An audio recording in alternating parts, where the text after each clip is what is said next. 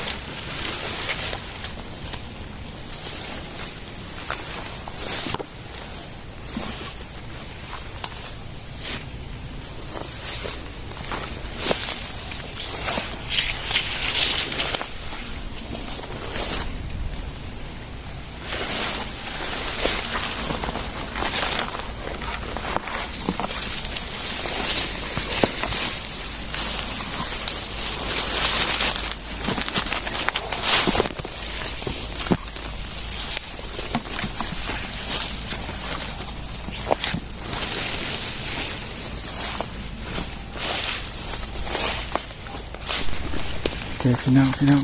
พอแล้วนี่เหงาใหม่พอดีนี่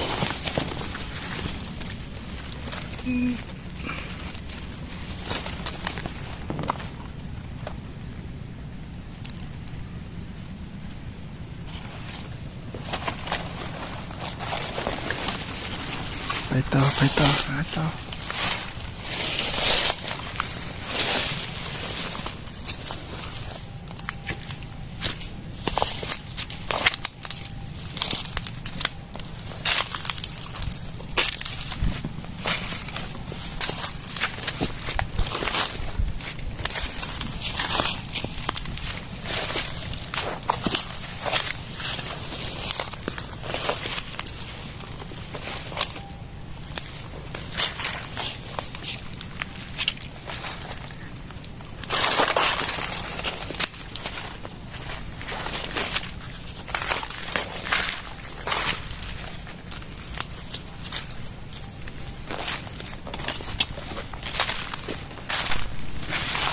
พี่น้องเดี๋ยวอยู่นี่เดี๋ยวนี้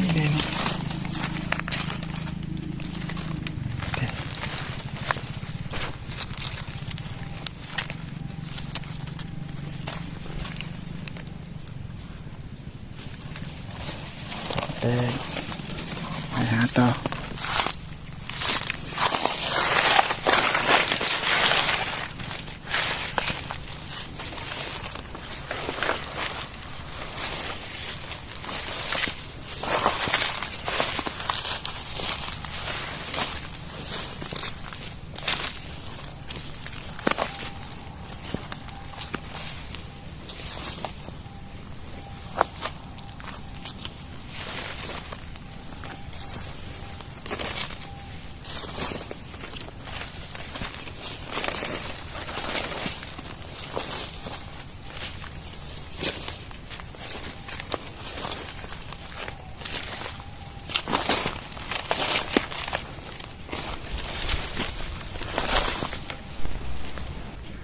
เดี๋ยวพี่น้องอ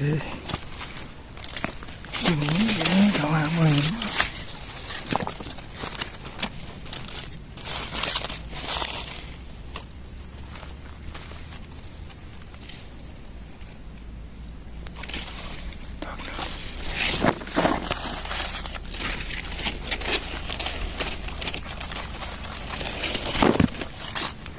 ไปต่อ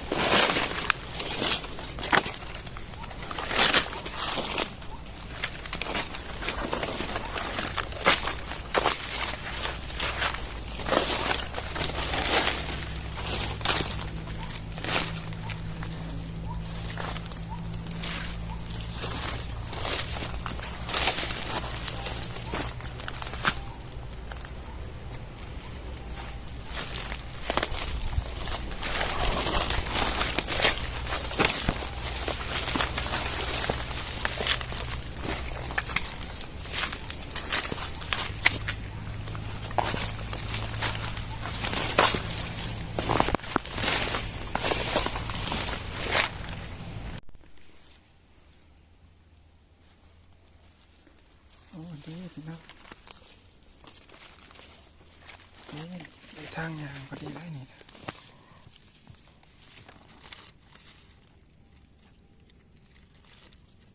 โอ้หักแล้ว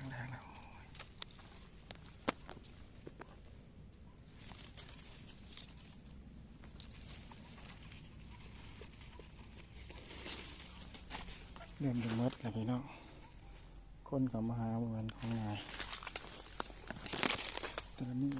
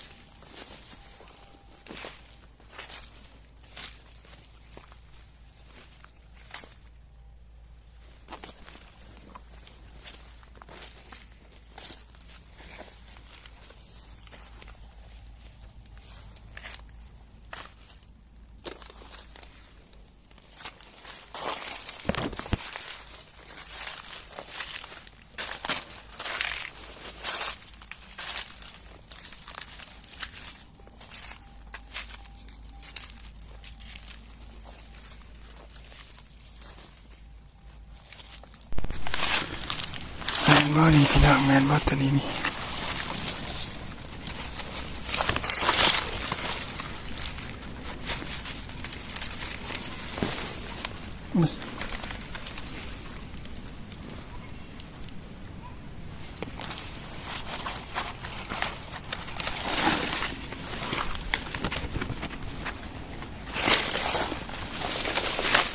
นี่เริ่มหมดนี่ได้คนห้อยคนหาเพราะมันเป็นเดินอะไรอย่างที่ท่านเห็น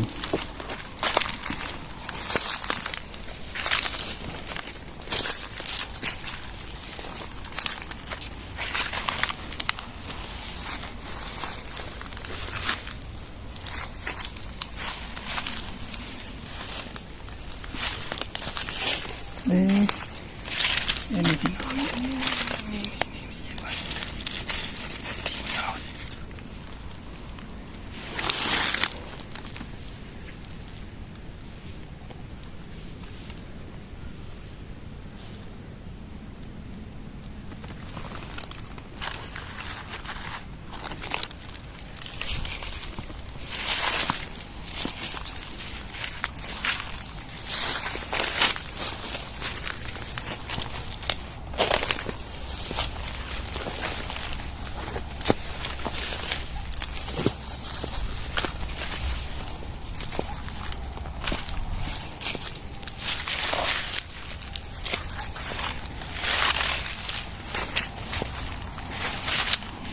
่พี่น้องเด้นี่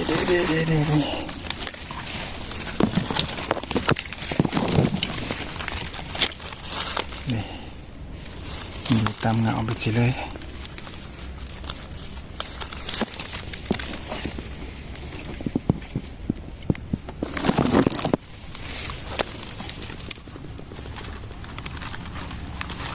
ไปต่อ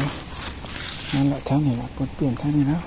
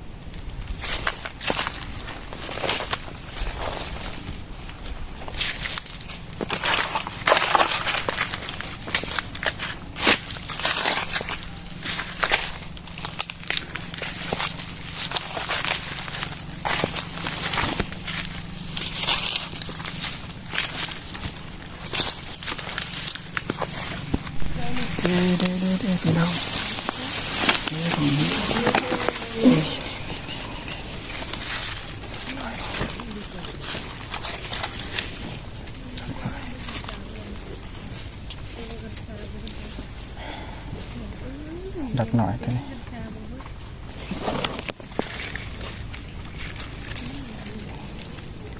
ดอกนะก็เกินนะ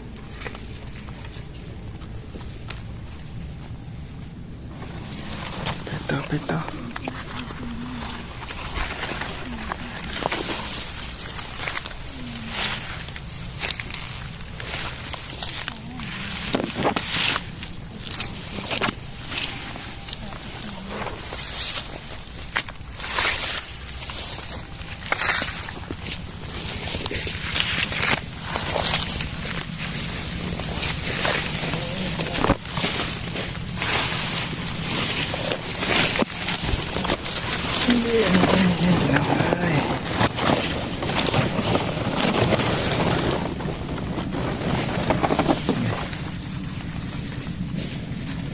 เป็นเฉาแล้ว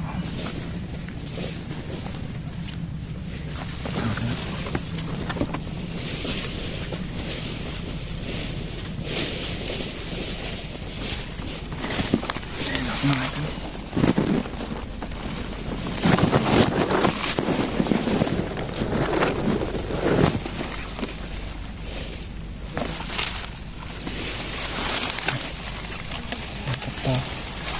เดี๋ยวมาเปิดทดได้ไหมได้แบบนี้นะ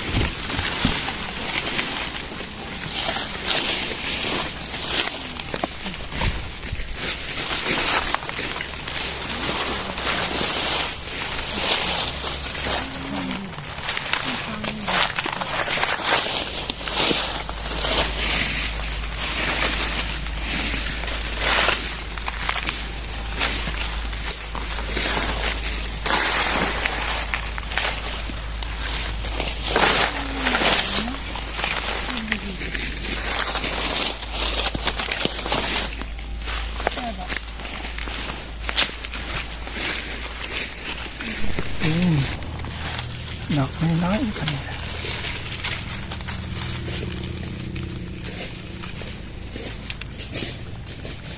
ดอกไม้เลย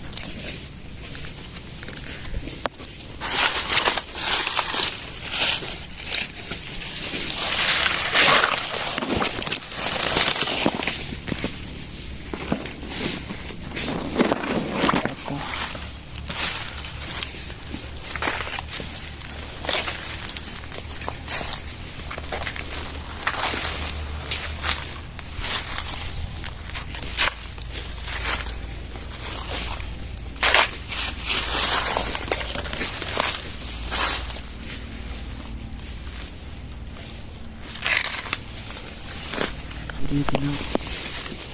เห็นไหมดอกไม้มากมายเลย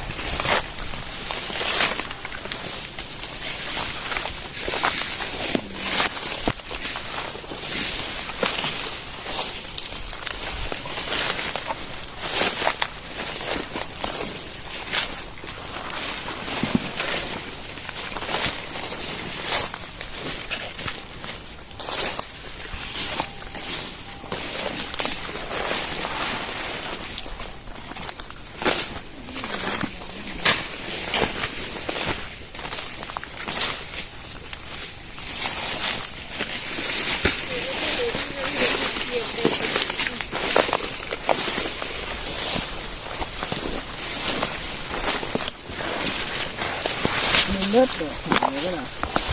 จำไม่จำสองก็คือมินน้อย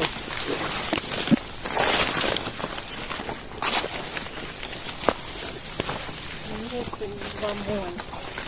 นี่ใส่มาแล้วเฮ้ยคุณหนึ่งข้อมือไหนอ่ะ